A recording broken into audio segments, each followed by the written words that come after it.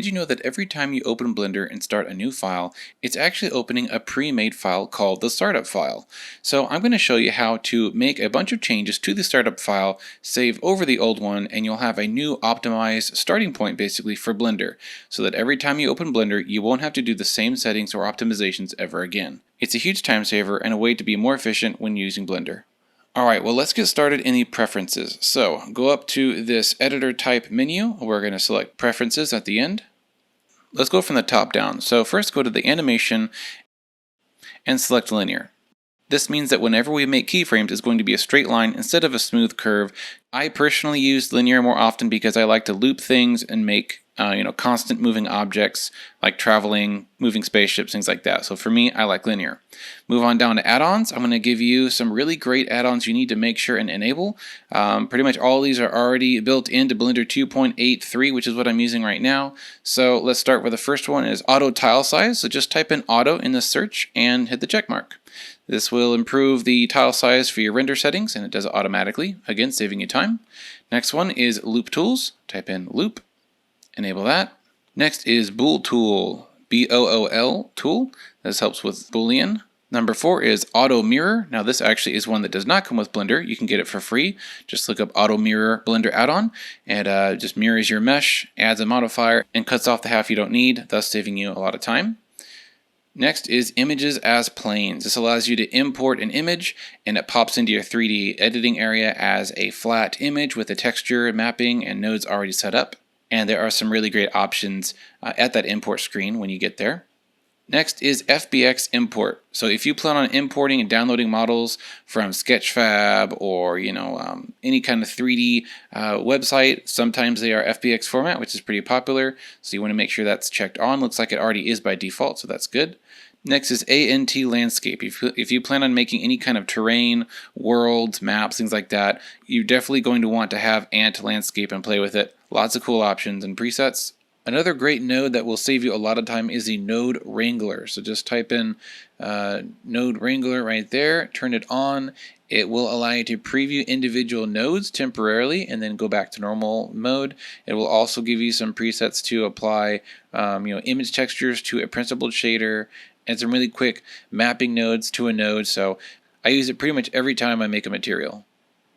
One more is extra objects. Okay, there's actually two here. Extra curves and extra mesh. This gives you a bunch of really fun objects to use and play with in your modeling, and they're just great to have. Okay, so that's it for the add-ons. Let's move on down to the input section. This is a really important area. This first one, emulate numpad. If you have a smaller laptop that does not have a dedicated number pad on the right, you only have the normal numbers, 1 through 0 up above your keyboard letters, then you're going to want to turn that on. That allows you to use those numbers up there for the different camera views. So check that on if you don't have a numpad. If you have a numpad, you don't need that.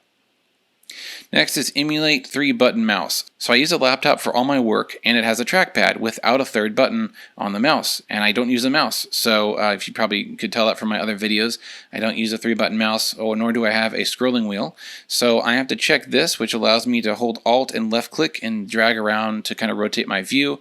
So definitely check that on if you're only using a trackpad or a stylus tablet, which I also use for editing. Let's look at this mouse drag threshold and tablet drag threshold.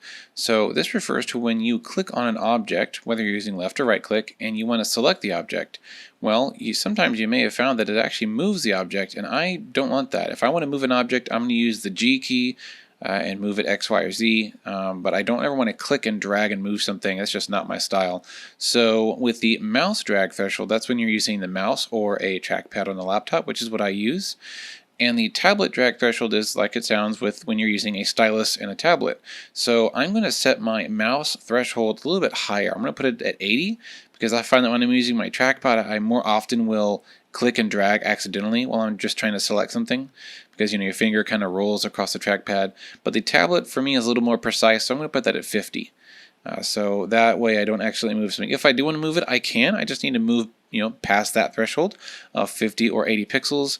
This also applies for nodes. When you're connecting two nodes with wires, or these are actually called noodles, you have to get past a certain threshold. See, I'm clicking and holding right now, but that noodle will not appear until I get past That's probably 80 pixels or 50 pixels. I don't know which one it's using. But if that number is really high, you got to go all the way out here and then it appears, and that's super annoying. So that threshold will also affect the nodes, and personally I feel like that should be a separate setting. But hey, I'm not making Blender and it's free, so can't really complain. So that's what those two numbers are for. Make sure to set them to a number that you're comfortable with. Okay, next let's move on to the key map section. This is a big one right here. I personally prefer the old school right click to select objects. It was really weird when I started, but I totally got used to it, and now I don't want to switch. So left click to select or right click, that's up to you. Spacebar action can play the animation, you can go to tools or search. I like search because that way I can type in anything and call it up. So I'm going to select search because that's my personal preference. Alright, move on to the Systems tab and select your GPU if you have one. And if you have two here, select both of those. I am not running 2.9, so I tried optics and it doesn't work currently. So I'm just going to stick with this, which does work. Here's your undo steps. I would just turn that up a lot, maybe 100. You never know. You never know what you'll need to undo. So there's that. Move on to the next tab, save and load. This is a really big one. Please, please, please, please, please check auto save temporary files. Just do it. And set your timer to 1 minute because a lot of work can be done in 1 minute. I used to have it at 5 minutes, and boy was that a mistake. I lost so much work. When Blender would crash, my computer would crash, my kid would ruin something, and you just never know. So autosave is awesome. Make sure it's on and put it as low as you want. My personal preference is 1 minute. And lastly, here's all the folder paths for different things like your textures, your scripts, your temporary files, your fonts, which is, well, that's already set, C, Windows fonts. Okay, so we're done with the preferences. Let's go up here and do save preferences. And there's also an autosave, which I guess is already on. But just for the heck of it, do save preferences. And let's go back to our 3D editor, which is a 3D viewport. Alright, let's move on to some more fun stuff. Now we got all the back-end things done. Let's hit the letter N to bring up this little sidebar and go to View. Here are the view camera options. So what I'm looking at right now is a 50mm, emulated lens, and the clip start and end is really important. Let's put this at .01 and then end, do like 100,000 million, something big. What that means is if you have a really large scene that goes beyond that boundary, it's going to cut it off. Now maybe you want that. I'm not sure if that actually saves you any memory or processing power, but that's the cutoff point. And I've had really large scenes, like if I import a file that's just ginormous and I kind of stick with that scale, I keep everything big and I get used to that, there's a cutoff point at the end and it's really annoying. Or if you zoom in really close to something and you still want to see the detail, you'll see this cutoff. I'll show you what it looks like. I'll put this at 1 meter. So as I zoom in, oh, look at that. It's already cutting off because this corner, this cutoff area is 1 meter from the view. If I do 0.5, it's a little bit less. And if I zoom in again, there we go, we get the cutting. I just don't like that. So I do 0.01 so you can get in really close to these tiny little minor details and not have that annoying cutoff. You can press N to get rid of that view. Let's go over here and start with our very first tab over here, which is the render settings. And I'm going to expand this a little bit to make it a little easier to see. So just put your mouse right in the middle, drag it out, and we're going to start with the EV settings, and then we're going to do the cycle settings. And the cool thing about Blender is that it will remember what we do for each. Even though we switched out of them, when we come back, it'll already have all the EV specific settings still there, and that's great. So we're going to check off a few things here. I'm going to turn on bloom because I like bloom. If you don't have to turn that on. Turn on screen space reflections. That basically allows reflective surfaces with materials. I'm going to turn on motion blur because I like that. Go down to shadows, turn on high bit depth, and soft shadows is checked. That's good. Next, go down to film and check transparent if you want your renders to have a transparent sky or background. If you do that kind of render where you're going to use this somewhere else and composite it in Photoshop, or maybe it's a video overlay, then you'll need that transparent set. If you want the black or the HDRI or the whatever background you've set for the skies, then leave that unchecked. So I kind of will go back and forth, but for now, by default, I'll just keep this unchecked. But I just want to let you know that's where that is. If you want a transparent background, you will of course have to save your resulting image as a file that supports transparency. JPEG does not. So if you're doing that, stick with PNG and make sure it's RGBA, which is alpha. Alright, collapse film. Let's go down to the very last one, which is color management. This is a great one. Make sure Filmic is selected here. And the look, this is really up to you. You can have a low contrast for higher dynamic range, or a higher contrast for more crunchy, gritty looks. I kind of like just a little bit past the medium point, and you can even do curves if you really want to down here. If you check it, expand it, there we go, got a curves window. I don't use that, so keep that closed. All right, now we're done with the EV stuff. Let's switch to cycles. So right there. All right, now first I'm going to turn this to GPU compute. For more efficient renderings, go to light paths and set the total to 8. All right, the rest of the stuff pretty much stays the same. Again, if you want to do that, do transparent background, just check transparent right there. And at the very bottom, we still have the filmic settings here for the contrast and exposure gamma. So we're done with the render settings. Let's move to the next one, which is the output settings. So here we've got our default resolution render. Right now it's just set to a typical, HD video size, and this is our render size. So I like to have it at 50% so that my very first initial renders are half size, because honestly, I'm not viewing a render full screen. I just don't. I render it and I look at it and say, okay, I'm good, I'll make some changes, and as I get later in the process, then I'll start doing full screen or 100%, or maybe just for my final render, it'll be 100%. But to save time, do a 50% size render. I personally usually make animations longer than 250 frames, so I'll just put this to 600. And frame rate, this is up to you. I kind of like 30. I'm still getting used to 24, but you can set your frame rate right there. Okay, this is a default output folder. So if we click this open, it's going to open and basically tell you where to render video files and images to. So again, I'm going to find my Blender files folder right there. All right. And let's set up a few defaults here. So PNG, I'm going to keep RGBA. The A is for alpha. Now let's switch to JPEG and put our quality at 100%. And let's do our video setup. FFmpeg is the file format for MPEG videos. Make sure it's RGB. Click encoding and change container to MP4. H.264 is good. So this is a bit of a contentious area because most serious Blender artists that render videos, they're real big on never rendering an MP4 or even a video file at all. They all say you've got to export as a PNG frame sequence. So if you've got a 600 frame long animation, now you've got 600 PNG images to deal with. And it's true, it retains quality and it can retain alpha, which is great for compositing. But I just don't do like serious video work. I just want to see an animation. I don't really do post work on my stuff right now. So I'm okay with an MP4. I don't think it's really that big of a deal personally. So if you want to do it quick and easy, MP4. If you want to be like professional and have all that extra space used up, select PNG, and you can render an animation sequence of PNG images. All right, so I'm going to go back to PNG. I'll just leave it there. I've been lately saving my renders as PNG just to retain a little bit more quality and alpha if I have it. It is a better quality format than JPEG.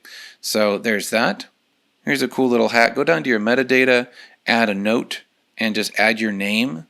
Daniel Grove copyright, so that when you save your images, if you send it to someone, you never know. Just a little added level of detail there. It's got your name embedded in the image. All right, we're done with the output settings. Let's go to our passes tab. I'm going to check mist so that I'll have that mist pass when I use it. And I'm going to check emissions, environment, shadow, and ambient occlusion so that I'll have those already available when I do a final render. Just on the odd chance I want to render one of those individual passes and use it later, it's already there and I don't have to re-render it. It just saves you some time. Check denoising down here, and the amount is up to you. I just leave it at default personally. All right, 2 more tabs and we're done. This is the scene tab.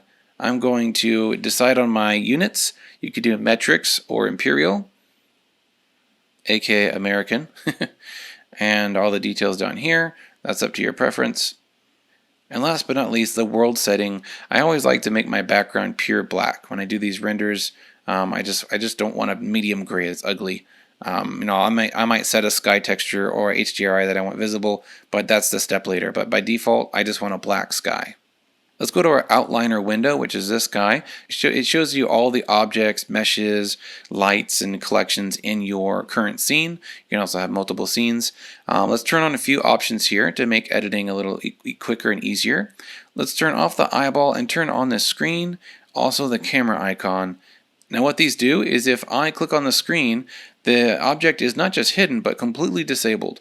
So that saves computing power. If you've got high poly assets and really busy packed scene, turning the screen on and off, I've been told, will save your computer a little bit of power. Whereas the eyeball just hides it, but it's still being processed.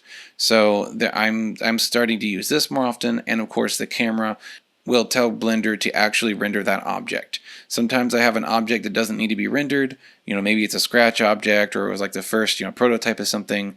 I don't want to delete it yet, but I don't want it to be rendered. Just turn off the camera, and there you go. Also make sure this is set to view layers. That's my personal preference. I like to see the way this is laid out with the view layers option checked. And last thing, this is a really nice hack that I explained in my previous video about the Edgeware shader. If you go to your shader editor, press N to get rid of that, Shift A to add a node, and in the group area, I don't have anything here, but normally on my actual true startup file that I really made, I've got a whole bunch of node groups there that I've made, and some of them that I've got online that do a bunch of really fancy, fast stuff for me, and I never have to do those nodes ever again because the node groups are saved. Let me load up my actual startup file and show you what that looks like. Okay, so this is my actual startup file that I've customized and I've been using for a while, and you may notice I don't have a default cube. I got rid of it a long time ago and never looked back, although right now I am, because I need an object to show you how I do these shader groups.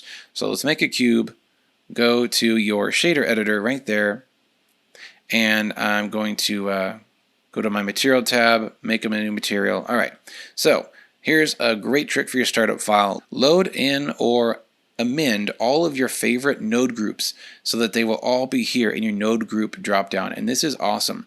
I've got a bunch of really complex node groups that do all kinds of cool things for me and save me so much time when I'm making materials and I want to do something really quick, or I know that this is the look I'm going for and I just don't want to think about it. Just plug it in and boom, it's done. I can tweak and modify it here.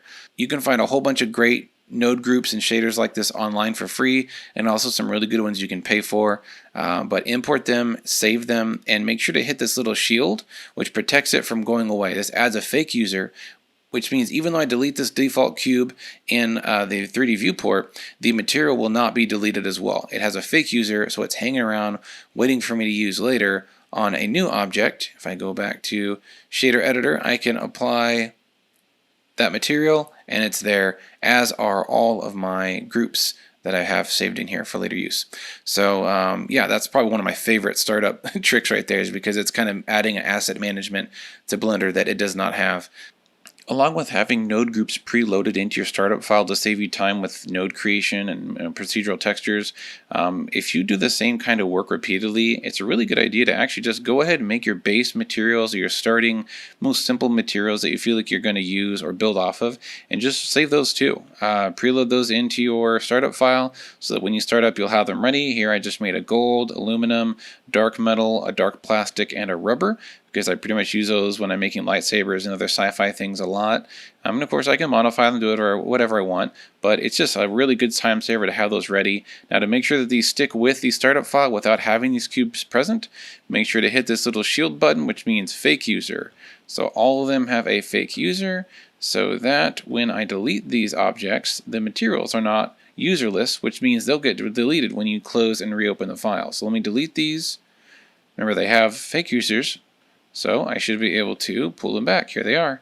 All my materials ready to be used, and that's just more time saved.